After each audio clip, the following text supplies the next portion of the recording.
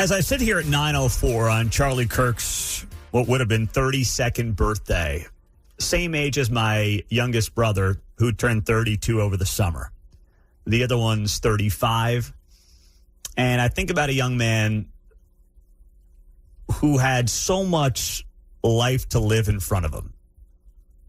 He had lived an amazing 31 plus years on this planet. He had made a mark in those 31 years that most people aren't making in 91 years. And it got cowardly taken away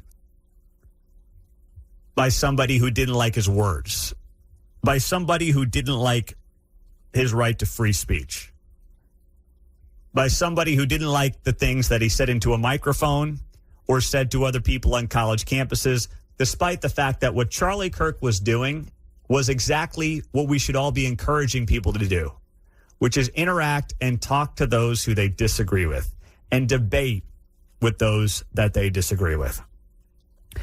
Yesterday, when I was working out, I actually listened to a 13-minute video of Charlie debating a young lady on the issue of abortion. Obviously, Charlie, being a pro-life guy, made his case.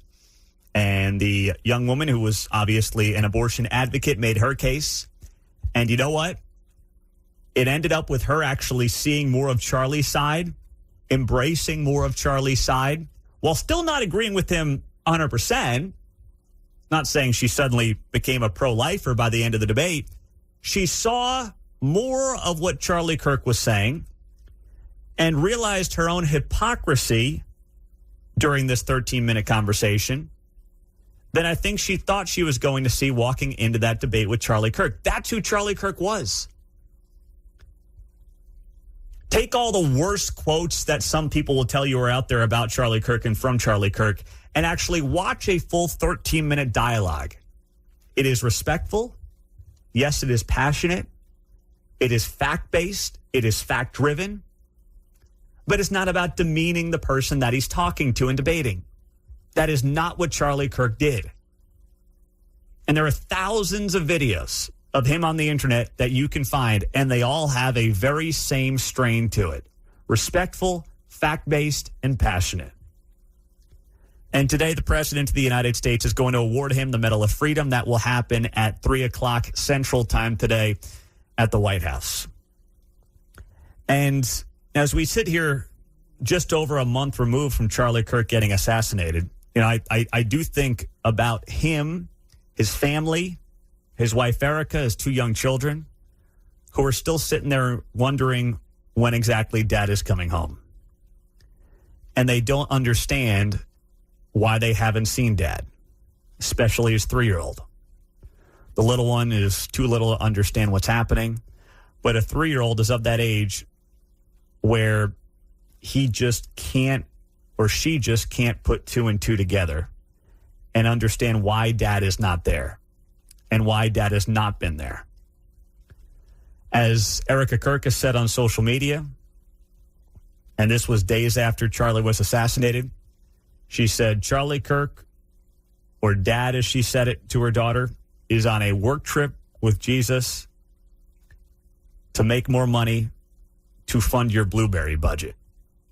And if you are someone who has young children, I'll tell you right now, I think I need a second mortgage for those blueberries. Mostly the raspberries get me. They're more expensive than the blueberries. I'm like, the raspberry budget's killing me right now. Blueberries are a little more affordable. But it was such a relatable statement. If you have young children or grandchildren, that line from Erica Kirk was gold. And to think that this guy who was not even 32 years old, today is his 32nd birthday, cannot enjoy all those little moments, all those little things that millions of young parents around the country and thousands around Kansas City today are going to enjoy. Saddens me. And that's where I'm still at today. I haven't had anger since September 10th about this. I know everyone grieves differently, but anger is not the word that comes to my mind, even a month plus later. It's sadness. It's sympathy for Erica and the kids and his family and his Turning Point USA professional family. And they've done a tremendous job in the wake of all this, trying to steer that ship in the right direction. Obviously, now Erica Kirk is the CEO of Turning Point USA. You have seen tens of thousands of chapters open up or start to open up around the country in the wake of Charlie's assassination. And there's no doubt in my mind, his movement is not dying with his body physically. It is going to grow. It does need the right leadership. It does need the right people around that leader, Erica Kirk, to make sure the brand and the mission does grow beyond Charlie. That's important. I think today is going to be an important reminder of what Charlie Kirk was all about, what his mission was in life and professionally. And it will be a very powerful day at the White House where President Trump is going to award him the Medal of Freedom.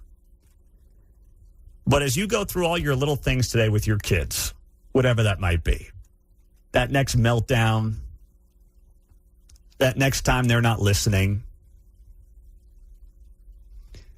that time they're nagging you for that snack when you know dinner is coming up in 20 minutes. Just think about the fact that all those little things that are nagging you today and will nag me today. I mean, we're all human beings, okay? I promise you that there's something that when I get home, one of my 3 kids is going to do that's going to make me roll my eyes. And I'm going to be like, really? What are you doing? I guarantee you that's going to happen today.